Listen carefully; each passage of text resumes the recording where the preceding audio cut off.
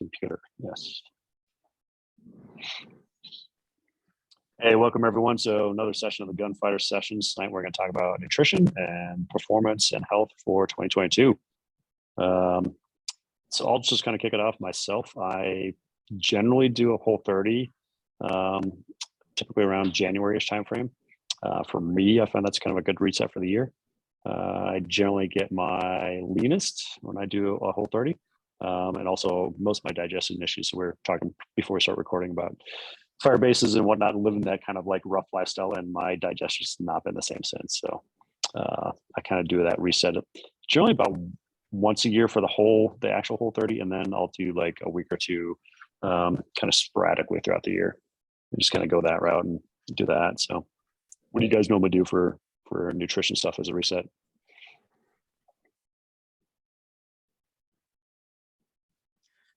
Well, I don't usually reset my nutrition because I'm usually just struggling to eat enough calories during the year.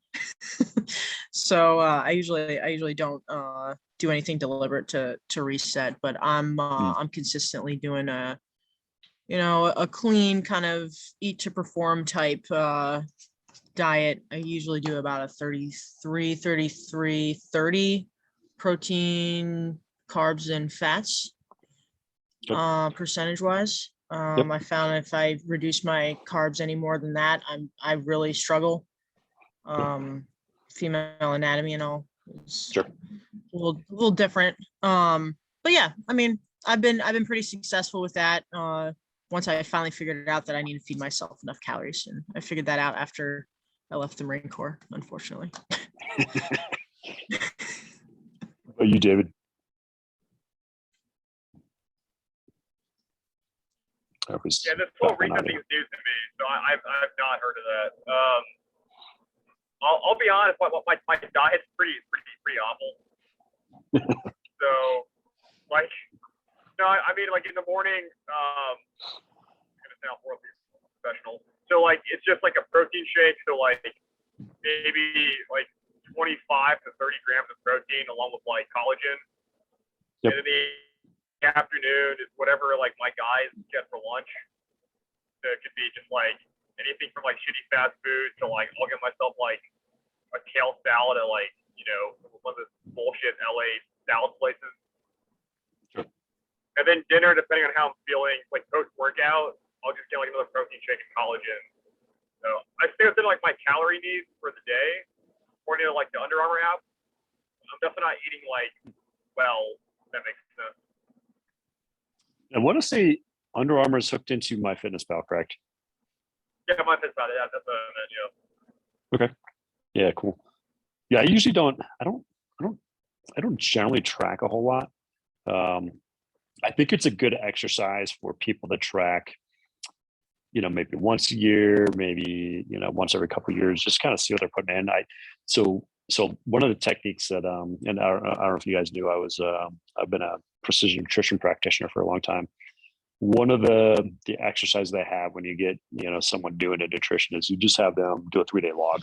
And it's, a lot of people are like, oh, it's, shame them about the bad stuff and look at the good stuff and all that. But really, they do all that on their own. Like, you don't really have to mention anything. So I do think the exercise of tracking occasionally is probably not a bad idea. Just kind of actually like visualize what you're putting in. And I think a lot of things get cleaned up that way. Just having someone just self-reflection and looking at that. Yeah, other than that, I don't do a whole lot of tracking. Are either you familiar with the precision nutrition hand size method as far as like measuring portions? Yeah. Yes. Okay, so Chris, you are? Yes, I back in the day I was on the zone diet, poorly executed, but Sure. they use that measurement for when you're not when you want to measure stuff without having extra anything Sure. to measure it with. So David, for you and for everybody else, the basic simple explanation is for males are going to be double of females, but basically your protein is going to be the size of your palm, both thickness and the actual width and height.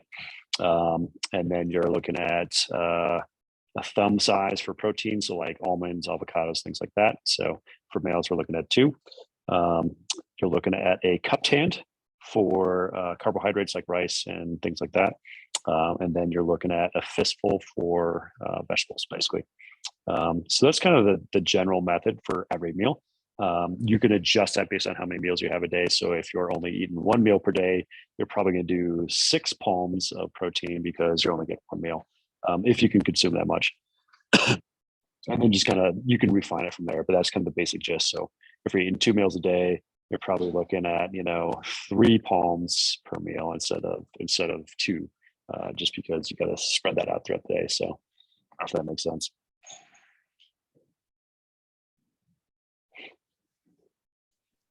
Yeah, for sure. That's a good rule of thumb. I appreciate that.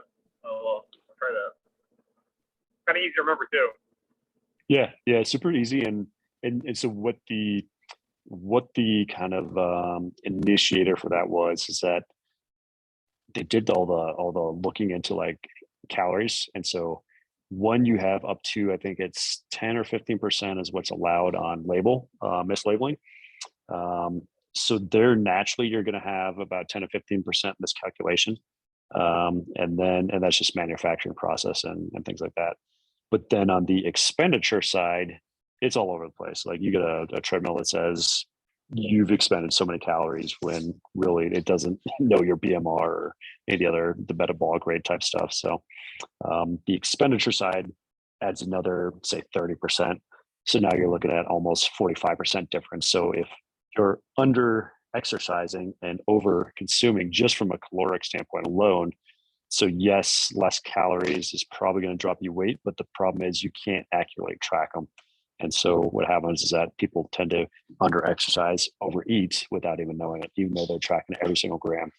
And so that's kind of where the hand method came into, is just make it simple, make it easy. It's probably going to be pretty close, and you don't have to worry about, tracking the minutia and kind of being neurotic about it.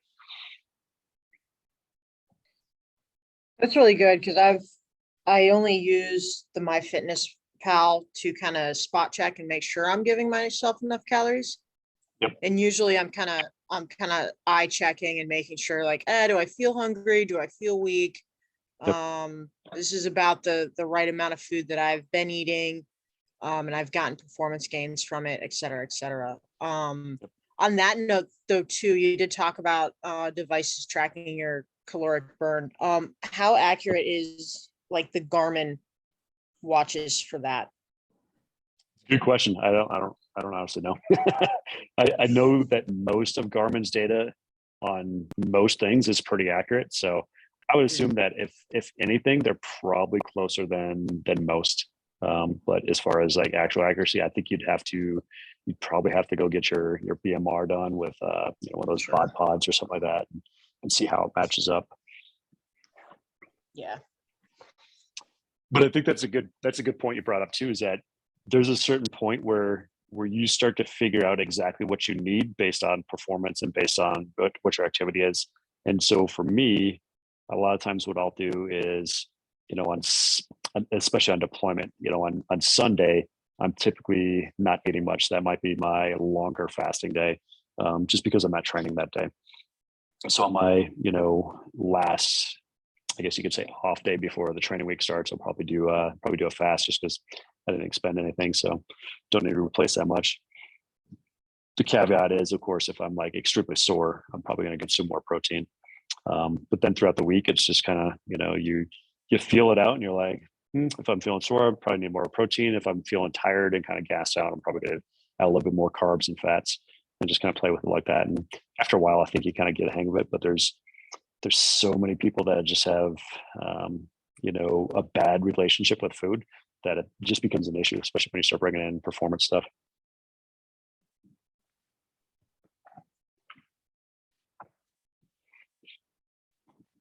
I can definitely see that. And I know for me, I alluded to, when I was active duty, I had, issues with diet and stuff. But I figured out once I started and finally calculated, my caloric intake, I figured out when I was on zone, I was literally trying to feed myself like 1,200 calories a day. And that was a that was a consistent thing for almost 6 years, and it was no wonder I kept breaking my diet because I was starving. And weight loss didn't, or fat loss didn't happen, or weight drop didn't happen. I really didn't actually need to lose any weight. But that's another issue entirely. But yeah, I mean, so kind of shifting from that 1,200 calorie intake to a more performance food-based diet has been an interesting transition. It's actually, I mean, it's taken a couple of years to really solidify, like, hey, you need to be eating a lot of calories. Yeah. So in kind of caveat off that, so when I do the Whole30, especially with the volume of training we do, I insured in, so Whole30 added in potatoes back in a couple years back. So I definitely get the potatoes in. And sometimes I'll just I'll deviate a little bit from the Whole30 and just make sure to get some rice in or something like that. I tend to eat a lot more fruit, just kind of get the carbs and sugars from there. So I don't necessarily do a Whole30 clean-ish, but you just kind of need to because of performance. Like you're just going to get crushed in the gym. When I was at the fire base, I was trying to live off one MRE a day because they were awful, and I was trying to eat just nothing but snacks to make up for it, and I just couldn't train. So I had to bump in that second one, even though it destroyed my intestines. That's awful. Yeah. And I don't know what it was. I'm pretty sure just 7 months consistently eating nothing but processed foods. I mean, we were just craving, just real food. And we kept telling everybody, like, don't send us cookies, don't send us snacks. Like, send us real food if you can do it. Like, I don't care if it's dried fruit, just send us fruit. Like, it was just so bad. Oh man. Hey, was it MREs or those like long range ration packs? Do you ever get those? So we never get the long range. We just got the regular MRAs and only case B. They didn't want to give us case A. Oh man. No. Yeah. Yeah. So so 12 meals, and it's kind of funny. We built the Marines built a ginormous Pez dispenser for the MRE, so people went go through them and find their favorite. They had to pull out whatever came out of the dispenser. There's barbed wire on the top. That's great. Yeah, pretty classic. So yeah, you pulled out and you're like, oh, I got the brisket again. All right, well, I guess I'm eating dog food. All right. Eating beef strips again. When it's like you have your favorite meal, and it's like after a couple weeks, you're just like, I can't eat it again. Oh man. I have a couple MREs sitting around, and my husband keeps asking me, he's like, why is this here? Why do we have an MRE here? And I'm like, well, we get them, when we go to the range when I'm on drill, and I don't ever eat them. So I just take them home. So one day when there's an emergency, we'll have food, but I won't feel so good after. Exactly. It's a great party trick. Like I have friends, I'm like, just try it. Like they're like, I want to try one. They're like, this is awful. I'm like, yeah. Oh man. That's when you bring out the cracker challenge. Oh, gross. Oh yeah. Oh, sorry. Go ahead. No, go for it, Chris. Oh, I've got nothing except for I didn't actually heat up a MRE until probably 2 years into my active duty career. It was bad. Same. Oh my gosh, same. I never used the hot water. That hot water packet was saved for like emergencies. Like if I was freezing to death, that thing came in clutch. But every other time, it was like toothpaste tube, and just I was squeezing whatever main meal I had into my gullet. Yep. Yeah, it's interesting because prior to that tour, I don't think I'd had maybe just snacks from an MRE, and I was in an infantry company for a long time, and we just got away with the snacks, and whatever in the field, and you could get away with it. But when that's all you've got for 7 months, like you kind of have to just to be able to perform. And so because a weekend or a week in the field is no big deal, but when you're talking weeks on end, you had to eat the whole thing. And I started getting creative and doing the whole recipes. There was I think it was the Navy doc had made like a list of what's in every MRE and what recipes to make it with. And I'd never done any of that stuff. I'm like, oh, that's some private crap. And then, I'm like, I got to mix this up. Yeah, so like on my last deployment, they had a thing called like a first strike ration, and it was literally just a snack in a giant pack. Yep. Right? With the sandwiches, those things were like, some of them were god awful, man. Oh my god. Yep. What was the other ones? Have you guys had the totems? They're like, what's that? So it's like a pared down MRE made specifically for training in the States, and it's even worse. It's worse than regular MRE because there's like I think they reduced the calories by like a third or almost half. So there's like some crappy snacks and like not a very good meal, and you're just like, man, this is lame. Oh man. Yeah, I don't know what was up with the. Oh, you mean those boxes of like the pre-made meals with like the tuna fish packet? Those like are the Jimmy Deans. Yeah, those are the Jimmy Dean like, meals. yeah, JRTC, like. Yeah, those are pretty bad too. I think I dislike those more than MRAs because the drink in it has so much sugar, like you just feel awful afterwards. And then you get like some crappy sandwich that's probably gonna make you sick. You're like, yeah, not so much. Exactly. It's awful. Yeah, this is a fun route we took off nutrition into like crappy nutrition. Yeah, the combat nutrition one. So it's interesting. So one of my friends on Facebook, Nick Behringer, he is, I don't know if he made Lieutenant Colonel yet, but he at the time was working with Army nutrition, like in the actual combat fielding lab. So he's a nutritionist for regiment. Previously he was at regiment as a nutritionist. And so I told him, like, when I got back, I was like, hey bro, like, here's the deal. Like I wrote him this big, huge, long thing. He's like, cool, pass it on to these people. And like, hopefully they can do something. And cause I'm like, we need like, if we can get nuts, if we can do like pemmican, just something that's like real food. Like it was just so bad. And he's like, hey man, it's like a month later. I'm like, hey man, did you hear anything back? I'm like, nope. I never did. I never got anything back from them. So I give him a whole AER. I'm like, hey, here's the deal. We ate this every day. Here's what not just me, but the Marines wanted. Here's what the Army guys wanted. Like, and at the end of the day, we just want real food. Like, I don't care if it's nuts. I don't care if it's dried fruit. Like, just give me something that's not processed, and just full of crap. So that was basically the gist of it. And yeah, I never heard anything back on it. And now they're like, oh, I think it was shortly after that they had some article in Army Times. They're like, well, we tested to see, if you could eat MRAs long term, it wouldn't have any effects. And they're like, well, we tested it, and there's no effects, up to 30 days. I'm like, well, we had it for 7 months, so that's a little beyond 30 days. Oh man. And I know we're not the only ones. Oh no. I used to I had a 6-month course early in my career, and we go out in the field for 5 days at a time in the middle of the week. And I remember, and I mean the BMI height weight was already an issue for me.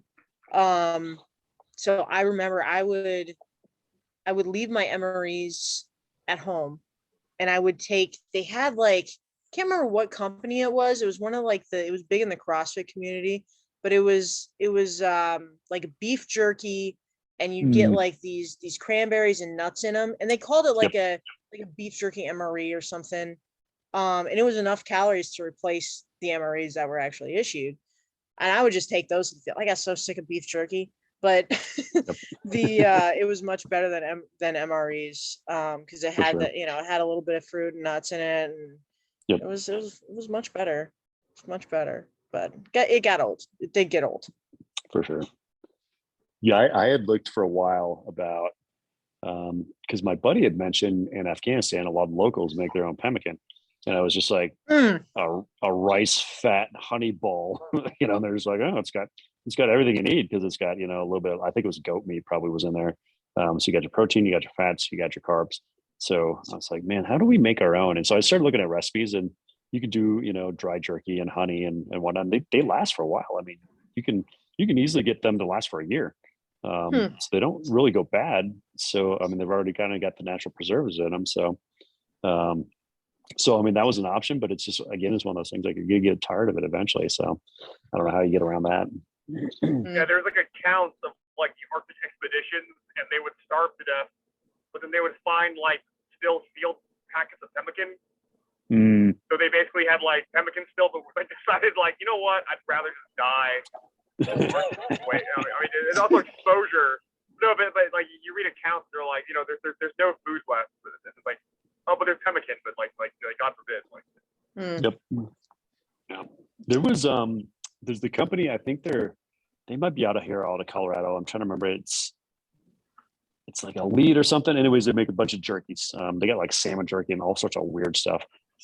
But I think they're bars. They're like bison and turkey and a couple other ones. I think they're actually like, they try to make it a version of pemmican, but as far as I can tell, it's just jerky. But that was I had those downrange. Yeah. So I would order those. It definitely worked. Like it had a lot of fat in it, and the thing would like stay pretty shelf stable. And they also had a packet. It was like jerky, like cacao nibs, like goji berries, just like random shit. But yeah, like that, it would work for like a little bit, but like once you ran out, it was like, man. Those are pretty readily available here, actually. Like I can find them in gas stations and stuff. Yeah, and that's always an option too. I mean, I think a lot of people get hung up on not being able to get quality nutrition on the road, but I think if you kind of plan out ahead of time, you can generally find it if you know what you're looking for. Oh yeah, you can. I don't know if you're familiar with Sheetz gas stations, but they're like Wawa's things. I don't know what else to compare it to out west, but like they always have that one section where they have the hard-boiled eggs. They have like the charcuterie board, you know, prosciutto, whatever, cheese. Like you can do it. It's not difficult. You just have to go look in a different aisle other than, I don't know, the chip aisle or something. Yeah. Well, and like you go to the shop on base and it's just like nothing but junk. You're like, come on, man. You know, and I remember it was probably maybe late 2000s. They're talking about taking the Burger King away from out of Afghanistan. Everybody's just freaking out. They're like, oh no, not my Burger King. It's like, bro, if you're actually doing work, you're probably never near it, for one. And for two, if you want to perform, you don't need that stuff, man. Like you got to get rid of that junk. Yeah.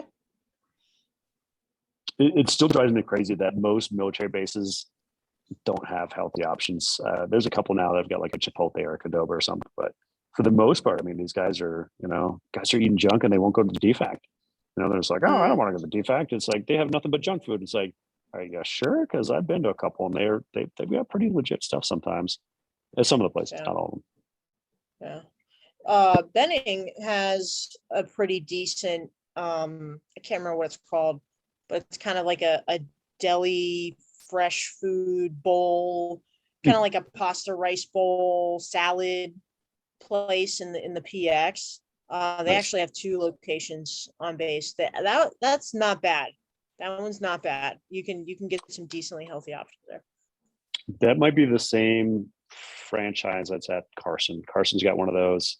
I just noticed it was like super expensive. I was like, man, this is more than like off base. I was like, Yeah. Where is that one in Carson? I'm familiar with Carson. It's in the PX, and I want to say it's like the first actual restaurant if you're kind of looking as you go down the hallway and into the actual food court. Yeah, I want to say it's the first one in there. It's like a bowl, like a health bowl kind of thing, like quinoa and stuff like that. Yep. I want to say Carson also got a Qdoba. But the crazy thing is you never see those restaurants busy. It's always Subway. It's always Burger King. It's always like, you know, I mean, there's more people, I would say, starting to go to those places, but for the most part, they just still continue to eat junk. And it doesn't help that I don't think the Army did a very good job with defining red, yellow, green foods, because they're like, oh, this is healthy, and it's, you know, fried. You're like, what?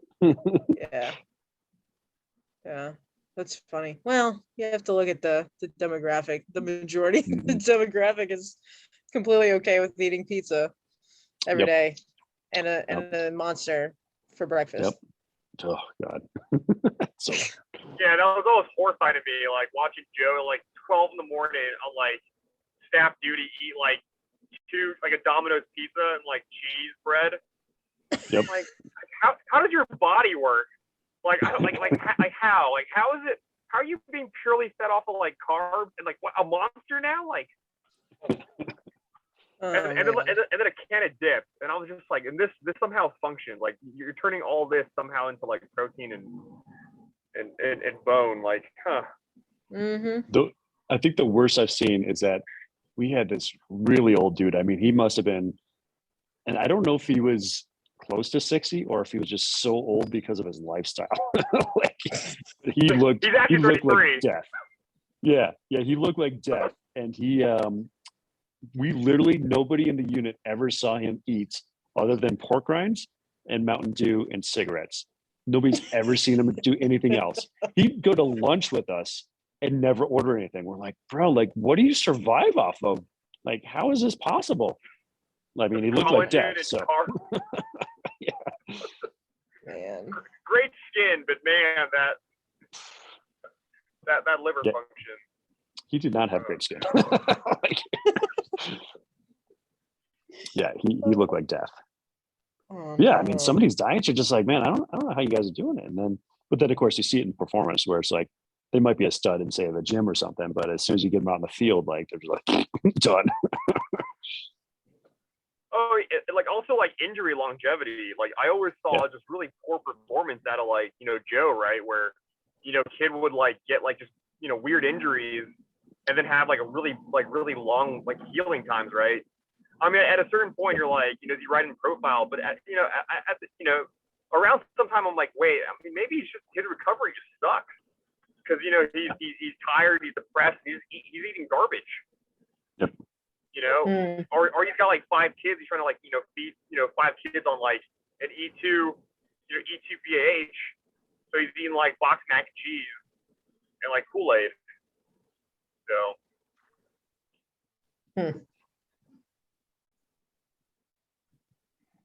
Yeah, I don't.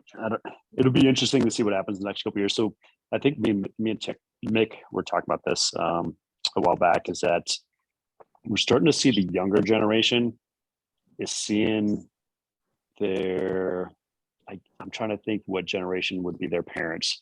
It's maybe part of the X generation, Gen X, which is me, and probably partly baby boomers. And I think they saw the health issues that those generations as parents were starting to have, and they want to clean up, but their childhood was so deficient in nutrition and specifically movement nutrition that it's hard for them to catch up.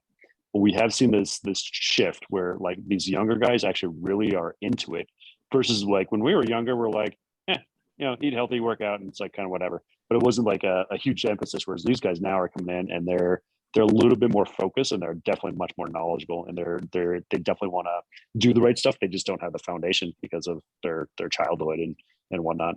Do you think that's a function a little bit of social media also?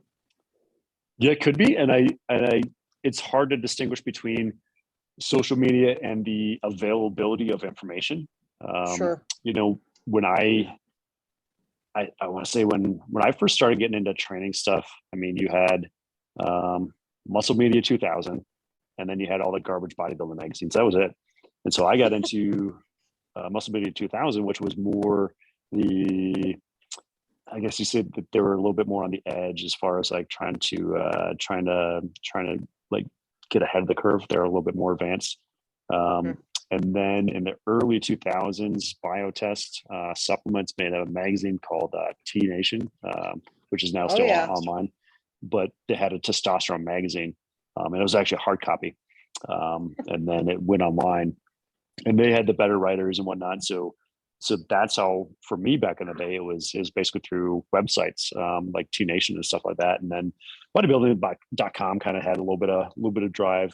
So, I mean, that was pretty much your information other than the books. And so a lot of times, you'd go to a certification and then you read like the old, like Soviet manuals or something crazy. And that was pretty much how everybody got education.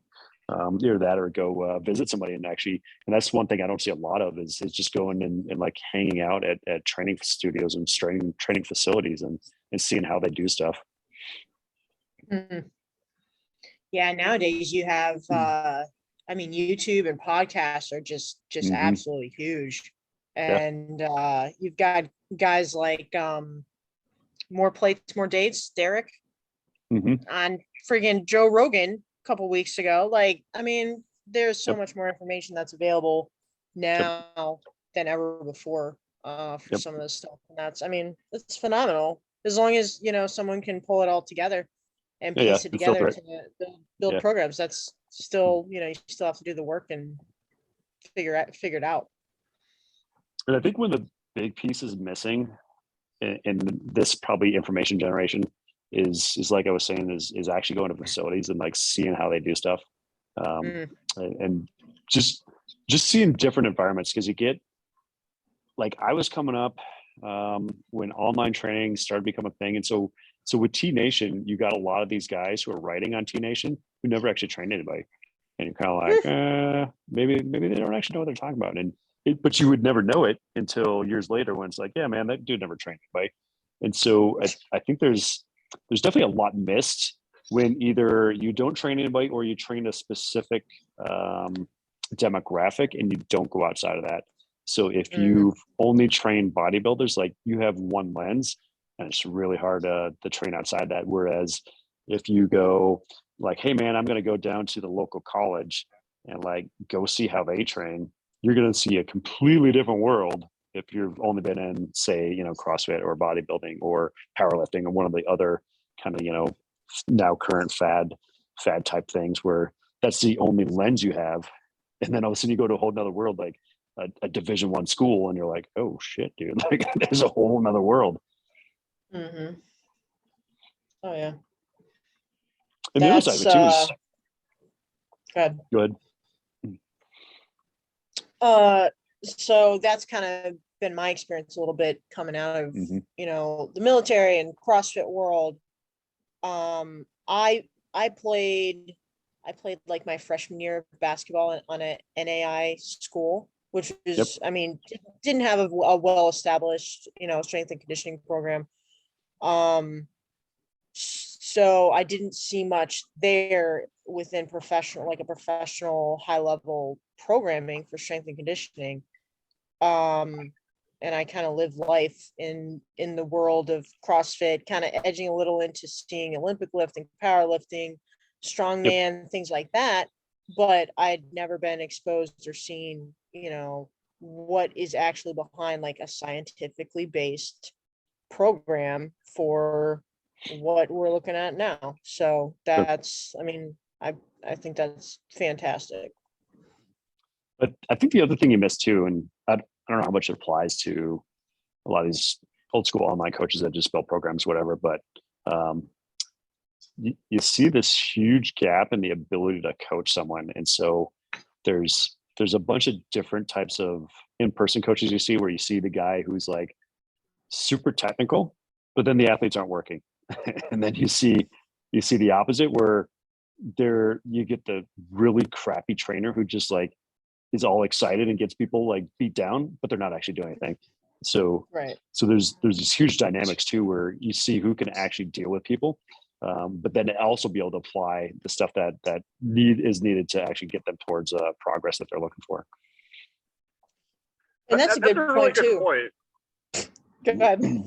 No, Jinx. No, go for it.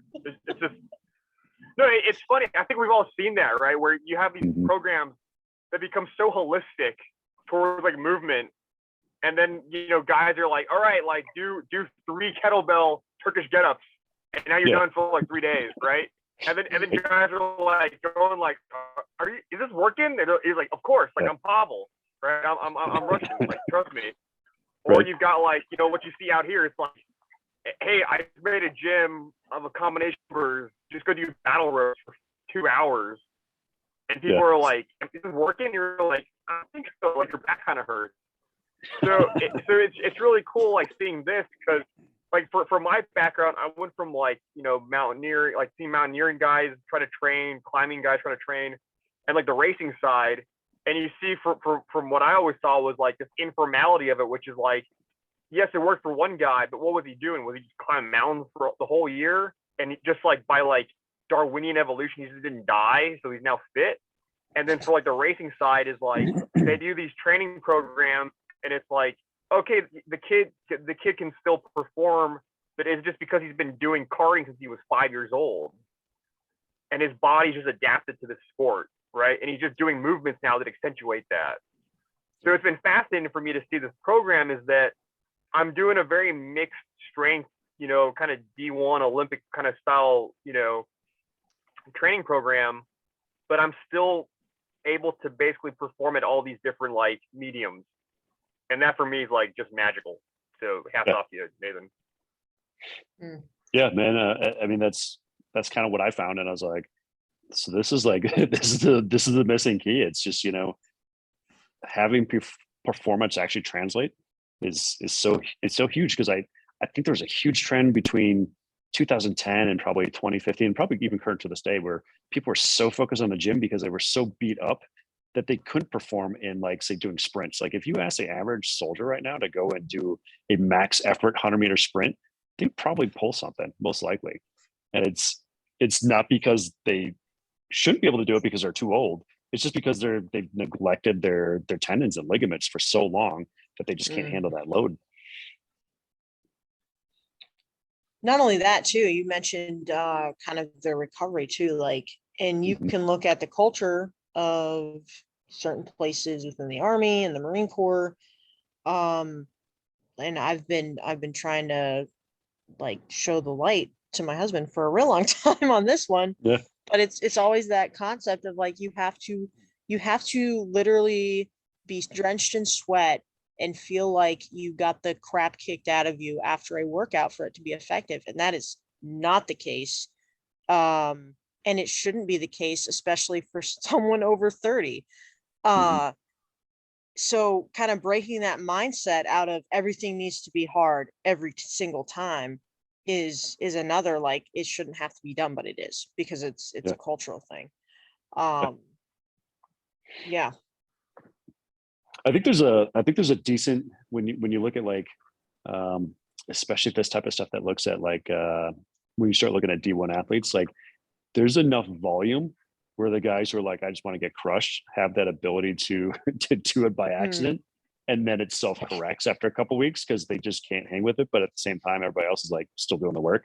And then at the same time, you've got enough where, I mean, just like, you know, this week, for example, during all the strength weeks, you've got one really hard conditioning day, and then you're just going ham on the strength stuff, which has got so much volume, it's increasing your aerobic capacity. Yeah. Oh, that's been one of the most, and I really can't wait to test out my run time. But that's been one of the most interesting things to see too. Is seeing some of those obviously, like, I can tell, like, when we do those heavy run days, that I'm improving in that aspect. And that's really cool to see during a strength cycle. So it's very unique because I know there was a couple of years ago where guys were doing, like, powerlifting and, like, marathon running or something just to prove that you could do it. But I think this is like a whole different thing. Like, you know, like, being able to do strength, break PRs, but then you go to your conditioning day and you're like, you know, I'm recovering really fast in between these intervals, you know, much faster than I was expecting. Like, so being able to do that, I don't know, to me just feels more like real performance. Because when you do those, you know, you're doing those intervals, and it's like, this is what a hockey game feels like. It is, like, straight up as hard as you can go, heart rate 190, 180. And then you're gonna, like, kind of jog for a little bit, and then you might go and you know, chill out on the bench for a little bit. So it's very much like we actually do it there. Yeah, it's really interesting to see the kind of comparison to that versus over COVID. I was doing a heavy run program. I didn't have access to the gym. And I didn't have the home gym that I have now. And it was doing like an 80-20, 80% like low heart rate stuff, 20% high rate stuff. And there were some results, but it didn't reduce the time that it took to recover for heart rate. Yep. And even just 2 months, I've been here for 2 months. Yep. Even just for 2 months, seeing what we've been doing and watching my heart rate drop when we're doing these intervals, I was like, holy crap, that's amazing. Yeah. I wasn't seeing those improvements over 6 months, a year of a strict running program, and now I am hitting PRs that I didn't think I would hit ever in strength, and my running time is obviously improving also. It's kind of wild because I did the whole the Maffetone thing. So doing the very low heart rate for all your runs, and I just was not seeing much out of it. But as soon as I started picking up some of Cal's stuff and doing sprints again, which is what I did when I was younger, all of a sudden performance started picking up. I'm like, something's here, because I think we swung too far into the recovery. Like everything's low intensity, everything's minimum effective dose. I think we swung a little bit too far on that side as a mainstream kind of whole. And now we're kind of finding this middle where it's like, go hard, but make sure you have the capacity to do it, and then recover as hard as you can. Yep. Go hard, but you don't have to go hard all the time, every single time. Yep. Yeah. I mean, what's impressive, like for me, is like, since starting this thing, I hadn't trained really for karting, and I had time for work. And sometimes, like, if I'm in my cart and I pull like 2.5 G's, my heart rate will jump up right to like 150, 170. I was able to get in the cart those last couple of weekends and perform, even trying to like withstand the G and turning my head really far, I could. And we haven't had any targeted training for that. And it was just impressive. Like I think I wore a heart rate monitor last time. I was within like my kind of fat burning range of 130, 150 and just feeling really calm. And like, I dropped a few tenths off of like my times, and on scrub tires. So I mean, that's amazing for me. Wow. Yeah, it's pretty awesome. Go ahead.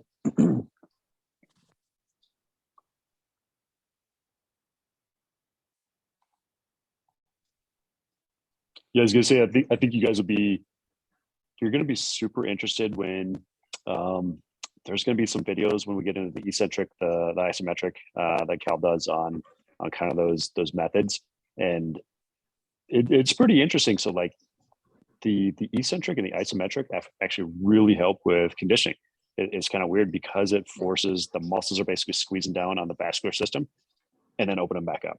And so it's actually, you're actually training the vascular system, not just conditioning, but the vascular system to respond better and faster while you're lifting. So it's pretty interesting. It's pretty cool. That'll be very interesting. Yeah, it's good. So I have a question on run times and things like that. Maybe this is a question for Ephraim, since he recently ran his ACFT and has been doing the program for a while. Have you seen PRs in run times the way you've seen PRs in strength? It's a good question. So I don't have a whole lot of, I guess I don't have a whole lot of data points. I know Ephraim said he ran his really fast. And what he did prior to the ACFT was basically a 9-week prep. So it just took the whole thing that we're doing over 6 months, you compress it down to like 9 weeks. So it's kind of like hard, fast, furious.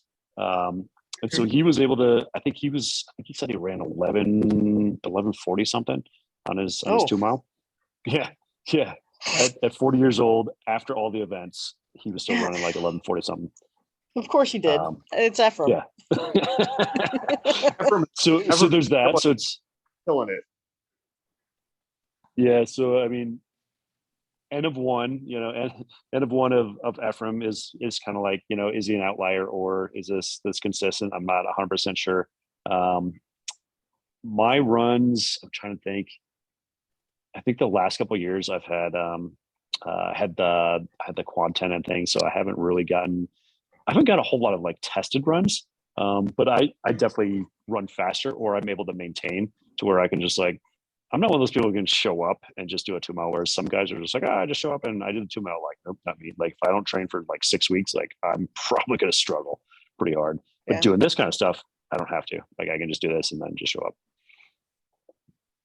Yeah, that's pretty good. That's awesome. So we'll see. I added in some optional cardiac output runs. I think the biggest thing with run times is making sure your technique is solid, and then outside of that, it's just really it's filling in the gaps on the energy system. So I think what you see, especially in the militaries, you see guys who are either they're too anaerobic, and so they run their 2 mile with a heart rate of like 190.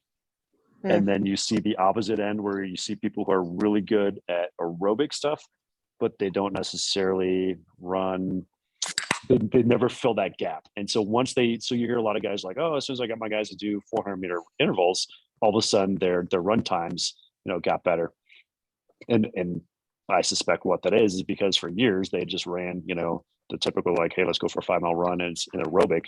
And then as soon as they filled that gap with the anaerobic, that's when they had improvements because that was the gap. So it's kind of individual, but what you're going to get with the energy system stuff that we're hitting and the GPP coming up is going to be aerobic and glycolytic. And then the strength training will kind of maintain both of those. Will also hitting just kind of the whole variety of them. Still going to have some max heart rate runs, which are going to suck, but now you're getting that aerobic power over time. So, but now we got Ephraim on, so. Yeah, I almost just jumped right back off because you said max heart rate runs right when I came back on. I was like, this is bullcrap. Wow. Yeah. So sorry, I'm late. We're talking about reducing run times with the training, and I was telling David and Chris that you basically had about 9 weeks of prep in that original one. It seemed like you ran pretty good. I don't know if that was a PR for you or not. No, in long term, I'm getting back to so all the injuries that have occurred and built up over the years. That's what this has helped me get back into more so from the top end speed, I guess, if you would. So not a PR in any means, but I would say I'll take this one over any others just for the fact that I was pretty ready to go again. So maybe the recovery between has been amazing, better than probably my entire life. Being able to hit it hard and then come off of it and then hit hard and come off of it. So like my whole life is a fartlek drill now. So I'm a fan. So I'm glad you showed up, Ephraim, because the question, I guess my question was, were you hitting run PRs? But my follow-up question for you then is, and I'll prerequisite this with, I'm trying to convince my husband to get on this program. And one of his goals is reducing run time. Like he's very strong and he wants to continue to lift and stuff like that and be strong. But he wants to reduce run time. So the short answer is yes, ma'am.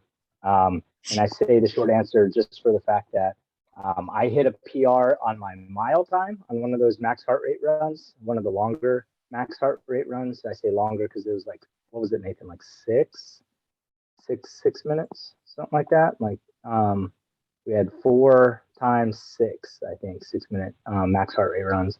And in the second one that I did, I had a 5:23 mile, I think. Jeez. And it hurt, but I got through the rest of them, and I didn't die. So in the tail end, I want to say that my run time has decreased overall, in the sense of my standard is now lower. Instead of having to ramp up more to get more work out of it to go. And I'll put some miles in if need be, and it's not a problem anymore. It doesn't hurt as bad, I guess. That's if that's a thing, you know. Well, and something Chris brought up too is hitting a lot of the metrics that you never thought were possible, just because you're like older. You're like, oh, I'm older now. Like I shouldn't be able to hit this stuff. But then you're like, but I am. So I guess it wasn't age. Yeah. And I feel better, you know, than 10 years ago when it comes down to it.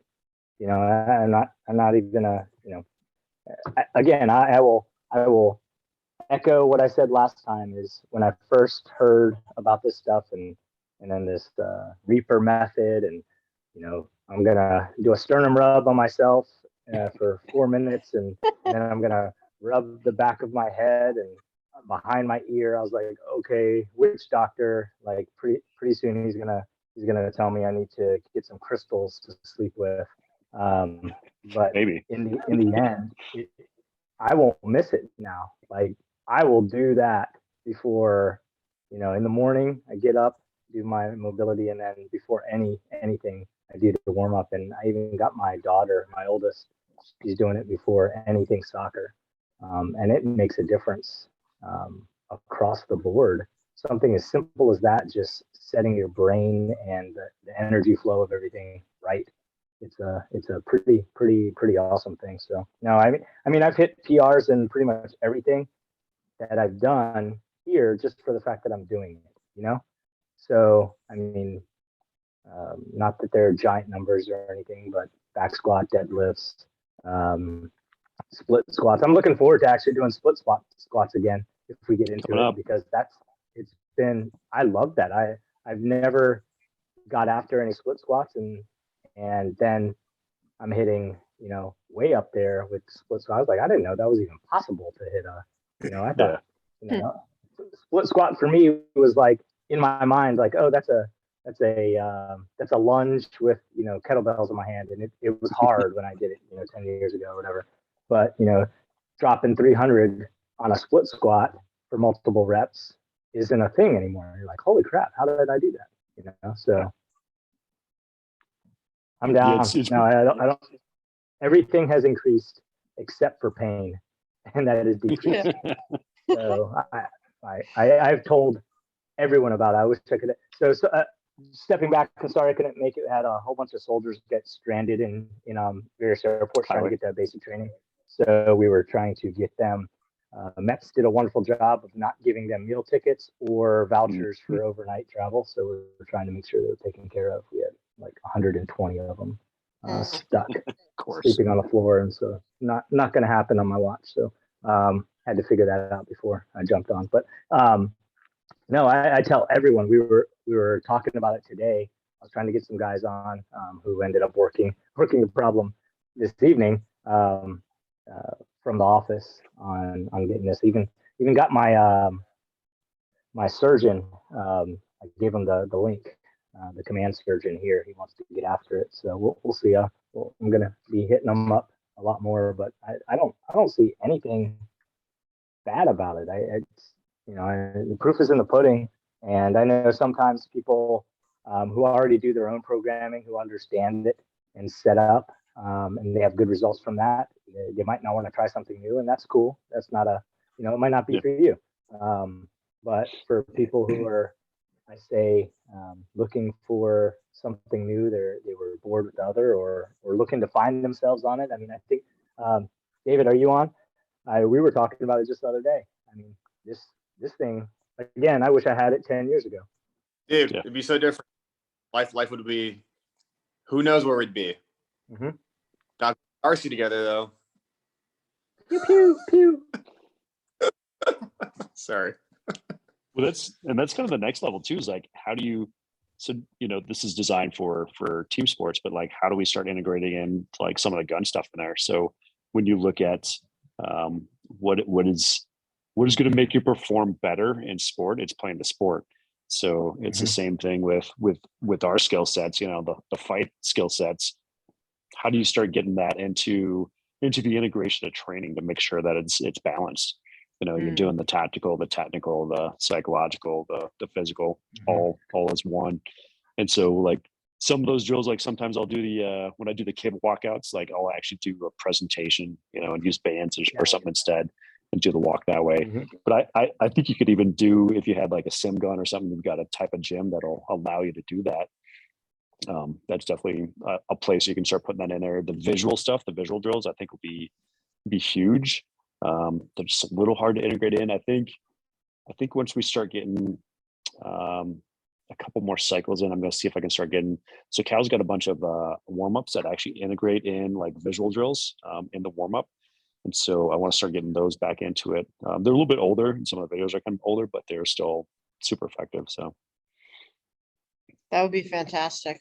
That's exactly what I've been looking for also. Yeah. And if you guys want to look at it now, you can go to YouTube on Cal Dietz's YouTube channel, and like he's got a whole series of warm-ups for like every sport you can think of. He's got like in the locker room warm-ups, for like, hey, we're going to go out in the field, but it's raining out, so we're going to do the warm-up in here. He's got walking ones. He's got pretty much everything set up in there. So the Neurological Reset one, I think, is on Sundays, I think is what I have. But you could shift that to easily before any of the workouts you want. I think that one's called like the Neural Reset. And that one is good for any time before training, as far as like practice skill sets. There's a couple other ones that do like the visual stuff, and I know that one's got some of it in there, but yeah, you can plug those into the warm-ups if you want instead. You can also just do RPR. I do, so like today for the so I did the square drill. I can do that without too much issue with the ACL. I can't go full speed yet, but instead of doing the crease runs, I've actually been doing infinity walks as a march, and so that's been queuing up the visual and all the kind of cross crawl with the marching. So I do that, so you can do infinity walks as kind of a warm up also.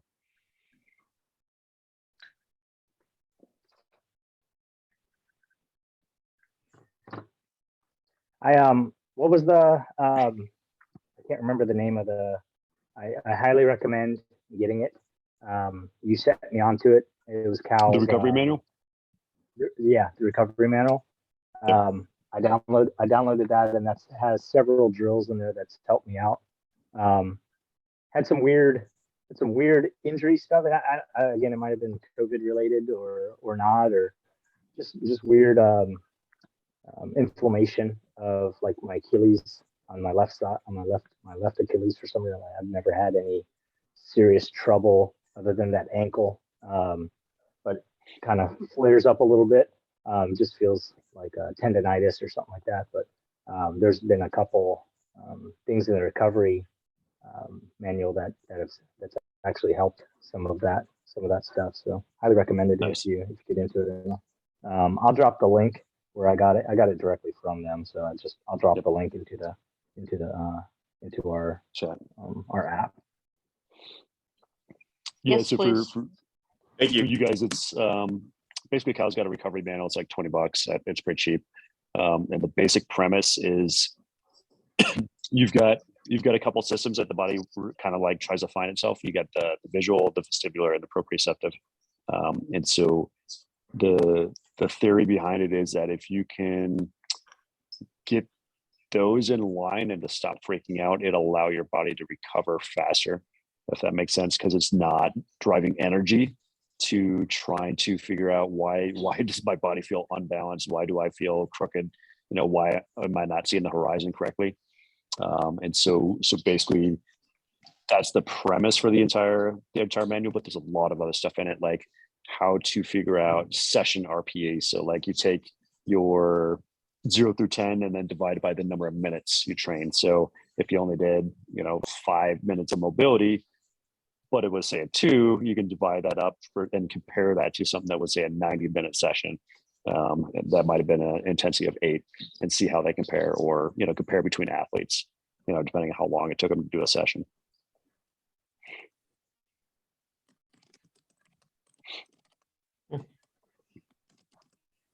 Definitely a good layout. I'm a huge fan. It helps.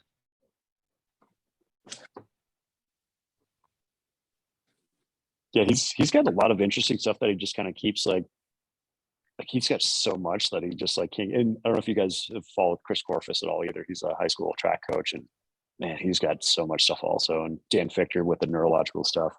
Like, these dudes are just like, they're coming up with so many ideas. Like, they just can't produce the materials fast enough to get it to the masses, and they're just giving it to their athletes. And then they hope that their interns can pick up on some of it and kick it out.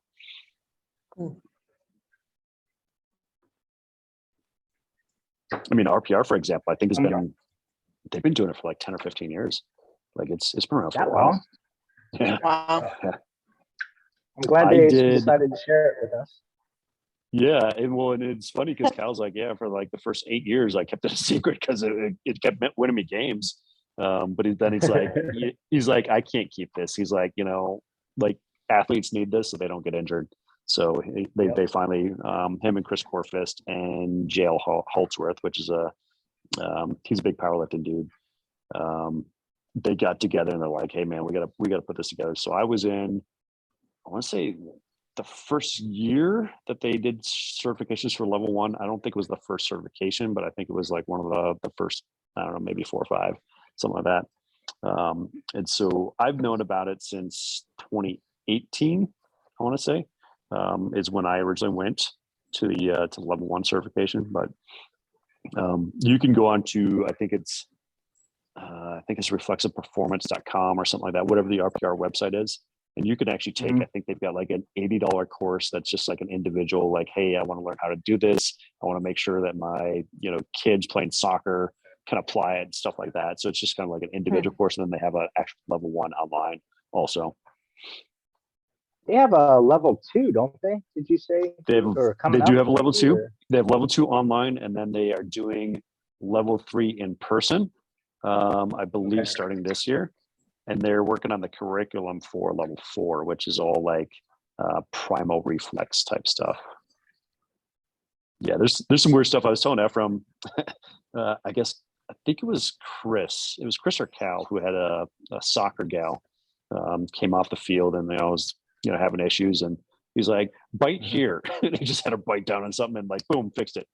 It goes back out of the field and plays the rest of the game. Yeah, kind of nuts. Gotcha. Yeah, just the ability to figure that out is a huge thing to me. Like, that's pretty amazing that they can get down in the weeds like that and make it work. Well, the crazy thing too, like, this is all just like primal stuff. So it's not like you're doing any kind of like, you're not introducing any drugs into the system. You're not doing anything crazy that's like outside what the body is going to do. And so it's, you know, it kind of just keeps in line with keeping a natural state athlete. I like that it's called primal instead of holistic, and avoids the stigma. It's pretty funny. Yeah. I have a question, actually, especially leading up to Sunday being the kickoff of the next round of this. For us proselytizing this and trying to get people to come in on this, is there a good podcast that Cal has that you would point to as like the foundation if you want someone who's kind of a nerd and wants to kind of figure out like what this is and, you know, how it can benefit them? Is there a podcast you recommend that Cal's done that kind of lays it out smooth and simple and easy to share it with? Yeah, let me look on YouTube real quick. Because I want to say, man, it is hard, because pretty much anytime he does a new interview, like, he kind of breaks a lot of it down, but I don't know if he gets into, I don't know if he goes over kind of like the basics. I'm trying to think, maybe he's got a couple Summer Strong. I think it's a Summer Strong 10 that's kind of a good overview. Let me drop the link from that. I think that's a good start. It's a little bit older. It's a little bit, what year is that? 2017. I mean, most of the stuff that he's going to be talking about, like these guys have never heard of anyway. So it's kind of like it's not like it's going to be older information necessarily. Right. And I don't think his philosophy has changed much, but I think this one's pretty good. Okay. So I'll drop that in the team chat right now. Perfect. And it's a little bit long, so I mean it's an hour. So that's the hard part too. Is most of the really good stuff is going to be about an hour or two, depending. An hour isn't a long podcast. Yep. And so this is his Summer Song presentation when they were down at Sornex. I don't know if you guys are familiar with Summer Strong. Basically, it started off as like, hey, college coaches, you guys want to all come hang out and like just talk shop, and it turned into like a big event over a weekend before they go back to school. Oh wow. Nice. Speaking of which, would you guys be interested in doing like I don't know, like a weekend of like camping in Colorado or something? As long as it doesn't have max heart rate runs. Well, I mean, you're going to come to elevation, and so your heart rate might hit max when you go up to the altitude a little bit. So I go up the steps. HAPE is part of the training program, right? Standard. You have to hike up Pikes Peak. That's the task. It's interesting. I'm reading this book about Wim Hof, and I think it's called that doesn't kill us or something. And anyways, this guy whose whole career as a journalist is to like try and discredit like all these faddish type people, and so he goes through the whole Wim Hof process, and he's like, oh yeah, it's actually legit. And so like they're walking around in snow and climbing mountains like mostly naked and whatnot. So it's kind of interesting. But yeah, so I mean, when you guys come here, it'll be summer, but we can walk around naked in the mountains, I guess. Just a pair of shorts and yeah, that's it. I call that white people shit. I would recommend probably June timeframe. Once we get to July, the smoke gets so bad from the fires, it kind of gets nasty out here. Oh shit, I didn't think about that. How are the fires going now? Is it still on fire? So that fire was interesting. I thought it was one of our leftover wildland fires, but then what they've narrowed it down to on the investigation is like, you can't make this up. It was a shed that caught on fire that was on the land of a cult. So yeah. So I don't know if they were like candles and the candles like tumped over and caught the shed on fire, and then next 1,000 homes go up or what, but that's where the investigation is going right now. Yeah. Try to suck Hulu and you need a bus apparently. So that's funny. Yeah, that Boulder County area, like I don't know, like whatever gods people pray to, but they do not like Boulder County, because a couple of years ago we had to go do floods there, and it just took out so much of that land and the roads, and I mean just wiped things out. Now you get this fire a couple years later, you're like, man, maybe you guys need to like turn around. Like I don't know what you're doing over there, but you're pissing somebody off. Oh man, might not be a good idea, guys. Yeah. Well, if I can avoid Fort Pickett in June, I'll gladly come visit Colorado instead. Oh, weather's usually pretty good. You don't want to go to Fort Pickett? Oh, come on. No, Ephraim, I don't. You can come visit. You can come visit us, though. They have the best World War II barracks still available to the National Guard. Except they're not available to the National Guard because they're full of Afghans, and that's right. I keep forgetting they're there. Yeah. We will be staying out on the range with multiple armed guards at our ammo. Right, yeah. Hey, all about that. Department of State's working on it. How fast? Don't know. Not fast enough for my AT. I know that. You'll be happy what to else know. is Apparently, fun? some other guy. I'll come visit. So what else is fun about June in Colorado? We usually get like a snowstorm in May or June, so you might get some snow. I don't know. It's kind of See, random. your idea of fun is not aligned with my idea of fun. Well, I mean, if you read this Rim Hoff book, I mean, they're just, snowstorm, like, that's cool. Like, whatever. Gore-Tex his Gore-Tex jackets and dance and frolic. I feel you, man. A Gore-Tex jacket and silkies. Exactly. Yeah, I think it'd be pretty cool. Just kind of, go hang out in the mountains, do some s'mores or something, and and then hit it hard. I think this cycle ends. I think it ends in May, so we'd be back in like a strength cycle around that time frame. Okay. Up, I look at like form and stuff. I'd be down for that for sure. Yeah. Mm-hmm. I'm trying to the way I program it out just kind of worked out. So most units have ACFTs around the May-June timeframe and then October-ish timeframe, and that just happens to mesh up with allowing the strength to be during the holidays. Which if somebody misses it, whatever, you just don't get stronger. And then during the summer, it's kind of like, okay, you're playing outside anyways. If you miss it, whatever, you just don't get stronger. But there's a lot more flexibility, I think, during those strength blocks than the other blocks. So they happen to hit right when most people are either, having fun during the summer or on holidays. So if they miss it, it's not like a huge deal breaker. Just makes the rest of the training a little bit less because you have less strength to go apply. Mm-hmm. So you're I saying got a question. skip the workouts and go to Colorado is what you're saying. I heard that too. Hey, I got a question for question for everybody with these sprints lately.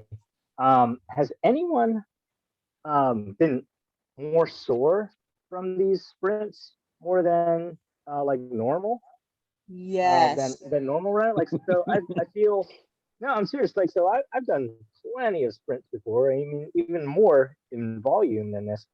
But I don't know if it's the type or what, or maybe it's the other work that we've been doing. But like even today, like I'm sore now, and I was kind of joking with Chris about Chris the other day, when she was like, "Is anyone sore?" And I was like, "Oh, I'm hungry." But then that night, I was like, "God dang, I am sore," from that movement. Or maybe is it just like the mix of everything? We have creased running as well, which hits a whole bunch of whole bunch of other stuff that people normally don't mess with, and the movement. I don't know. Just again, like I said, I'm standing here, and I'm like, God dang, I'm sore from so I think it's running. It's three components. I think you've got the variety of movement. So you're doing things that most people don't do, especially on sprints and agility, at least for people our age. So that's going to have a factor. I think the intensity is much higher because the sprints are much shorter. So therefore you're putting more force on the ground. And then when you're doing this, so this ties in the third one, which is because you're doing a strength phase, you now have more power to put into the ground. So you combine those two together with the higher intensity. Now you're going to be putting more force into the ground than you probably have in the past. Right on. For me, I feel like also like the spring ankle has increased the range of motion in my ankle, and I'm big time. Increased sprints because like I have an ankle rebuild on my right side, and like I haven't had this much range of motion in a very long time. Like I can even feel when we're doing like the warm up split or like the staggered squats. I'm building back range of motion, so I definitely agree with you, Ephraim. Like between the crease running and especially the box drill, I'm definitely pushing like that like flexibility, agility thing, along with that like backwards jumping. The I forgot the name of that. The square drill thing. The job matrix. Yeah, the job. Yeah, that thing's wild. Yeah. Feel like a goddamn superhero. I'm like, oh man, I'm so. Wait till hey Nathan, are we gonna do any of that other agility matrix runs? I felt like I was in football training camp when we were doing that on that compressed one, and that was really wild because that's a whole lot of movement and a whole lot of little space. It's coming. You'll dig that, David. That's some good stuff. That one. Yeah, can't wait. I'm really excited about that because I always do my my run workouts at work, and I get some looks Oh, wait, in the parking lot. Oh, the warm up. Yeah, the interpretive dance. Yeah. On that note, though, too, like the Jop Matrix and I can't remember the name of the other one, the single leg explosive movement with the single leg deadlift. Yeah, the deadlift. Yep. Stagger stance. Yeah, so that's really exposed some of my imbalances. Like I know which knee, I know which ankle, and I know which side of my back, and they're opposite actually, is a problem. Like I knew before, but now I really know. And they're getting work done. So this is good. One of the best ones that I found that's shown, deficiency and stuff to work on has been the what is it, the lunge, the wind up. Oh yeah. Yeah. The lunge wind up where you're on one foot and everything. That one definitely put me in my place on some things, and it in a good way. But it definitely will tell you what you've been doing. Yep. Yeah, there's kind of a good balance of stuff where it just finds like it finds those gaps and just kind of fills them. And I think it's the same with the energy systems. I think it's the same with the movement. I think the TAC-Fit stuff probably fills gaps in movement a little bit better, but this has better application to performance in the field, I guess you could say, at least from my experience. I've done TAC-Fit all the way, did the whole certification, did a lot of that stuff, and I really like the movement as far as like the joint mobility and mobility and stuff like that. But as far as like actually applying to sport, I think this stuff is just a little bit better. But you can use both in combination. I think you'll get the best of both worlds.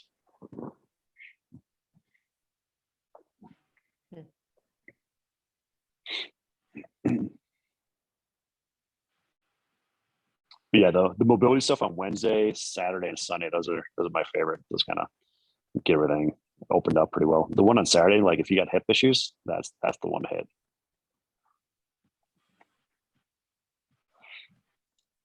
I need to do the Saturday, Sunday ones. I should do. You could just shift it to the week when it makes more sense, and that way you just get it done. Yeah. So usually I'm playing catch up on Saturday, right, for at least one day. Which is probably another thing too. Like, and I'm still trying to lock on my sleep a lot too, because I have a pretty early day every day during the week. But usually it's my either Wednesday workout or usually my Thursday workout where I'm like, I could really use a rest day today. That happened on Monday to me this week though. So now I have to, now I can't do that. Yeah. And if you guys are feeling pretty beat up by the end of this phase, that's pretty normal.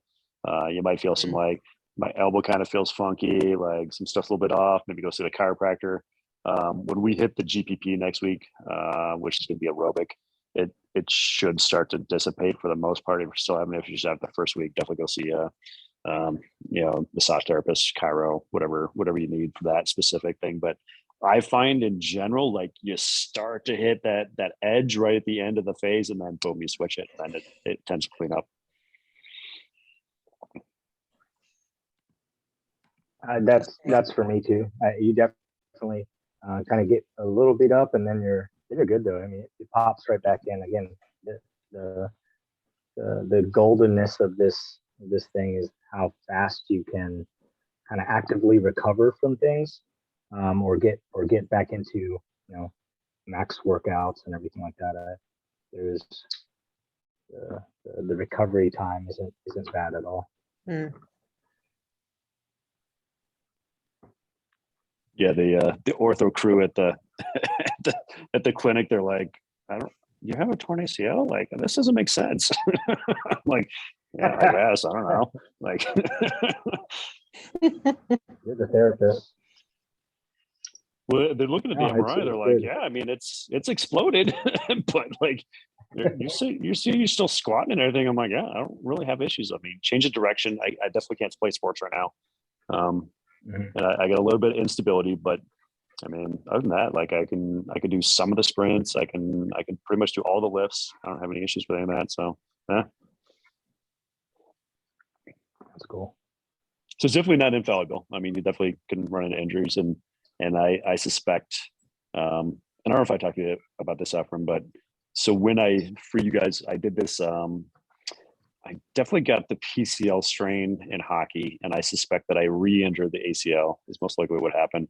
But it was right during an eccentric phase, and so what happens when you're doing eccentric is you tend to, you're putting a lot more force in the ground. So just like we were talking about the sprints, you put a lot more force in. But B, we were just at the start of like starting to hit.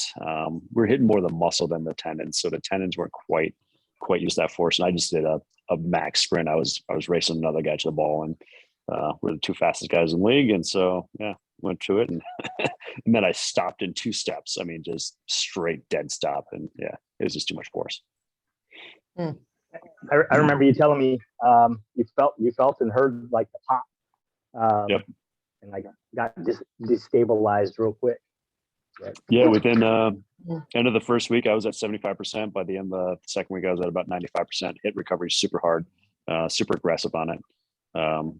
And now it's just, I can pretty much do everything except for, change of direction, play sports, decelerate. I can still jump. I can still do all the activities. I try to limit most of that stuff just to let it heal. But it kind of sucks because right now I really want to do like the crease running and stuff like that. But I found it just gives me a little bit of issues on some of the exercises, mostly because our floor at the gym at work has got too much dust. So I'm sliding a little bit, and so that tends to torque on the ACL a little bit.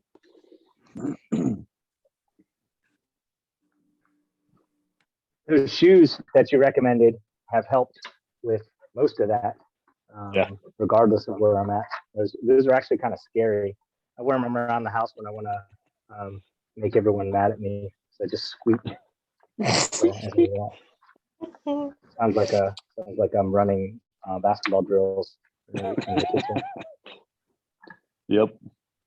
Yeah. So I sent Ephraim the it's basically a set of lacrosse shoes, and that's what I use for street hockey, because it was basically boxed lacrosse, which is indoor lacrosse, is on the exact same surfaces as hockey. It's the same rink and everything. So some have turf, some have concrete, and I was playing on concrete, so they work pretty well for me, and they work really well for agility type stuff on harder surfaces when you have issues.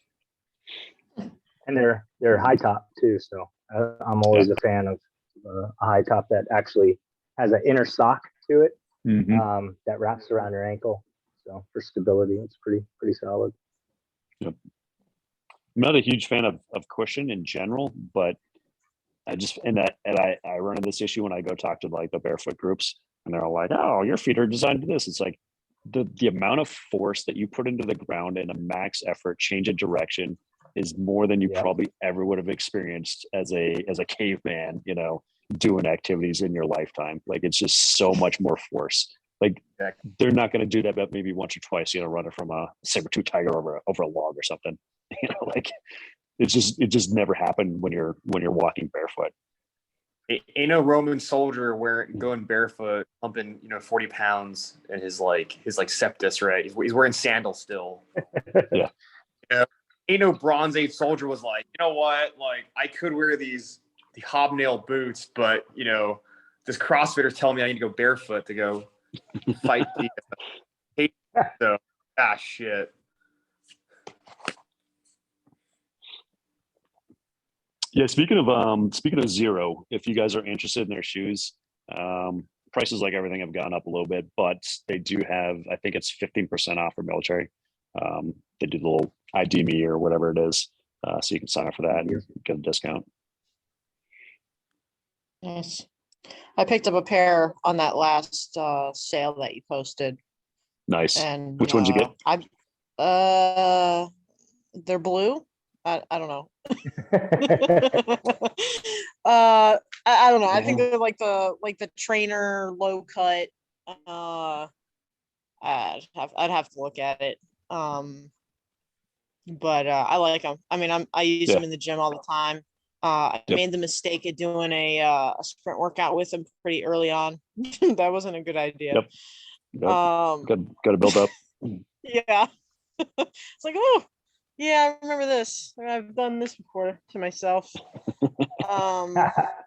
So yeah, word of caution on that, but I love them. I mean, I've been using them for all the workouts this month, and they're fantastic. Very impressed. Yeah, I like I think the 360 is probably the best gym training all around shoe. Like if I'm going on deployment, that's probably what I'm bringing. The HFS is like a super comfy walking, but you can still do all your training and gym stuff in it. The Prio I've kind of fallen a little bit out of favor of because it's a little bit floppy and the sole doesn't have a lot of traction. And the HFS is just more comfortable. And then the Speed Force I think is the most comfortable shoe, but it's definitely not for like super rocky terrain. You could probably train in it, but like jumps might be a little bit tough if you're on concrete. Because that one is basically just a sock with a sole. Like and that's why it's super comfy. But yeah, those are kind of my favorites. I'm trying to find which one I bought here. I'm gonna- Women's shoes. Is it kind of like it's kind of like a leather?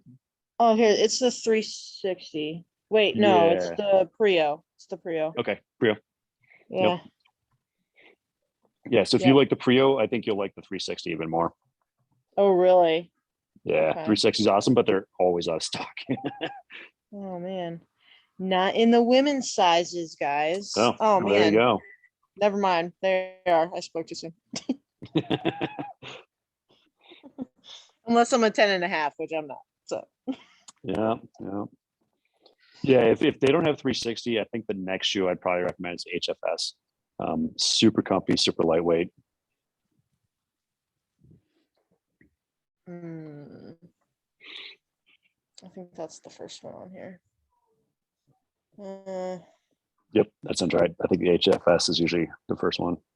Yeah, the HFS. Yeah, I might have to And look at that one. For duty wear, I use I think it's Bellevue makes the mini mill, and I think mine are like the 2 millimeter. Have a fairly nice drop. Yep. They're a little bit of an issue out here in Colorado on some of the rockier terrain. It definitely punches through a little bit. You're like, I could use a rock plate, but for overall, I mean, you're not on that train, especially me in a brigade staff officer position. Like I'm not out in that train terribly often, so it's not too big a deal. But then again, I was in Arkansas. As you go to work. I was in Arkansas this summer for training down there. They needed me to help out with one of the sections, and man, it took 48 hours for my boots to dry out because it's so humid there. We're not used to that. Colorado's dry, really dry. Yeah. Oh, so those mini mills actually took that long to dry out. Oh man. 48 hours in a van in front of a space heater. Yeah. Wow. Yeah. Oh, wow. Because I'm like, I've gotten rain on them before, like I've gotten wet before, wasn't an issue, but Colorado's dry.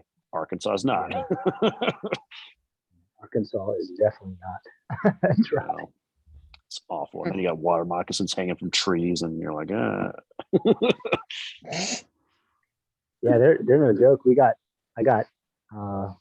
I was leading a run on Camp Robinson one morning, and a baby water moccasin like jumped in the air at me. Like I literally kicked a baby water moccasin while running. I may or may not have screamed the entire way after that, but I couldn't believe it. I was like, what the flying, jumping snakes that are poisonous. No thanks. nasty. Nope, rope. Be gone. I got 3 ticks while I was out there, and unfortunately, I had to take antibiotics because I'm not a huge fan of antibiotics by any means. But I was just like, the risk is too high. Like I had to mitigate Lyme, but I was Is just that where you got this? Oh, were you at Chaffee or Robinson? Chaffee. Yeah. Gross, double gross. Well, Yeah. and so the first two I caught. So I'm like, all right, cool. We caught them in time. Like the head's not in there, so we're good. Well, then the last day right before I left, I'm like, let me get in the shower because I hadn't had a shower most of the time. Let me get in the shower and check my back just to make sure there's nothing there. And sure enough, I felt something. I'm like, oh shit. so I'm like trying to take a picture of it, like a selfie of my back, and it wasn't working out so well. But yeah, I went to the hospital. And they're like, yeah, we don't know if it's. Walked in, and was like, what are you doing? Yeah, yeah. Why are you taking a picture of your back, Naked in bro? the You trying shower, to taking a picture. do a little booty Selfie selfie? Like, what's up? Oh man, that's crap. Yeah, that's Yeah. not good. No. Well, in the antibiotics, I don't know what they gave me, but that stuff was strong. It was like permanent jet lag for 10 days or whatever. I had to take it. It was awful. Ugh. Well, it might not be though. I mean, you don't normally take it, so Yeah. even the normal stuff. If you're not taking it, your body will react pretty heavy duty Hmm. to it. Yeah, that's Yep. yeah. Thanks.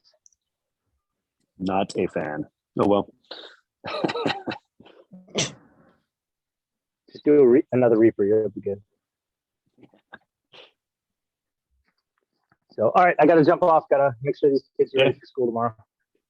What else? You guys got anything else, or gotta get to dinner? Got an early morning tomorrow, so I should probably jump off here real soon too. Cool. Work still. Golfing. Boo. I know. Lame. Uh, We'll have to, Oh, hey, we'll have to do this David, again. I'll hit you up, David. I got some more things in. I'll text you. Oh, later. dude, I appreciate it, man. Yep. Let me know. Sweet. Check you guys out and make sure you hit deadlifts tomorrow. Yes. Of course. I will. All right. Take care. Horrifying. Prince. Oh, why? All right, laters. See you guys later.